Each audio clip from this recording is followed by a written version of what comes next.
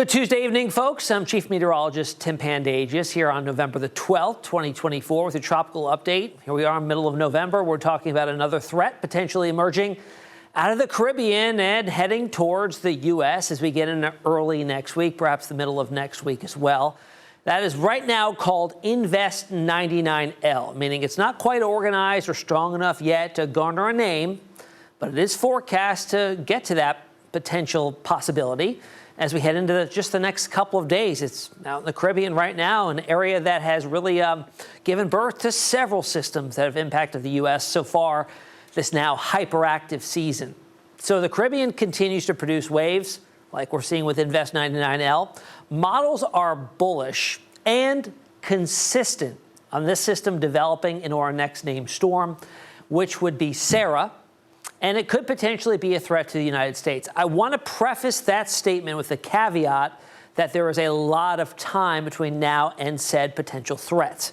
We're talking if there were to be a threat early in the middle parts of next week, so we got about a week's worth of time to watch this evolve and play out. And there's a lot of variables that have to line up perfectly to bring it to be a threat to the United States again. And we're going to talk a little bit about that here in this video. Here's its current state.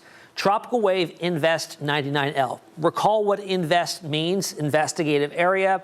99 is a number that would rotate from 90 to 99, and an L means it's in the Atlantic basin.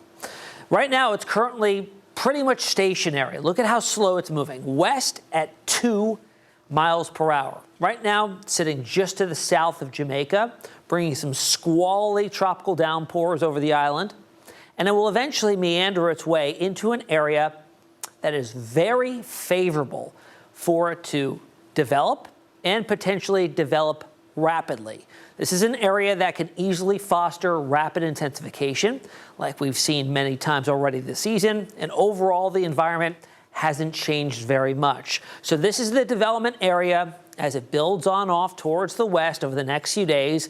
Odds of it developing in the next 2 days has shot up to a high chance, 70%, even greater potential, almost definite at a 90% chance to get into the next 7 days into this area developing. And then from there, it is forecast to take a northwest turn, then a north turn, and potentially a northeast turn. When it takes those turns, of course, will be paramount to what impacts it may bring to not only the Yucatan or Cuba again. Remember, Rafael made landfall there just last week as a major Category 3, so another system impacting it would not be good. And then even potentially as we get towards Florida by the early to middle parts of next week. So here is the ocean heat content environment. Skin surface temperatures of the ocean still around 88, 89, 90 degrees. So plenty of heat. And it extends down to a depth. So the deeper and warmer it is, the more likely it is to foster rapid intensification. And you see the area it's building into. Plenty of ocean heat content here to use to potentially rapidly intensify. We're getting the first couple runs of the spaghetti plots here. Now, each line is a different computer model. Notice how it's pretty much all over the place with a general trend to the west. Now, why is it kind of all over the place and a pretty big divergence over a short amount of time? Well, the steering is weak right now. You saw it moving only at 2 miles per hour off to the west. Steering, upper level steering, is pretty much non-existent at this time, which will come into play as we go further out in time and it gets into this particular area and really starts to develop. The upper level features are very, very favorable for this to rapidly intensify. But it meanders its way off to the west. Okay, now we're looking at around Friday, Saturday, probably already at that point a tropical storm or even hurricane in that favorable environment. Then from there, it takes that turn to the north, but look at how large of an area of potential turning north that is. It could turn that to the north much farther off to the west, meaning it will go up through the Yucatan, takes that turn a little bit farther to the east, goes right through the Yucatan Strait, Yucatan Channel, and into the Gulf of Mexico, or even farther to the east and heads up towards Cuba and eventually Florida. But notice many of these scenarios that turn north do head northeast and put the western coast of Florida in play yet again.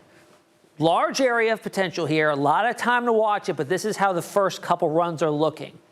How about our long-range global models? We're talking about the European that you'll see in the red, and the yellow that you'll see the GFS, the American, in the yellow. The lines here, by the way, are isobars. When they're tightly packed together, that means a stronger system, meaning the change in pressure over a distance is much greater, deeper storm, more intense storm. So at this point in time, we're only at Thursday, 2 days from now.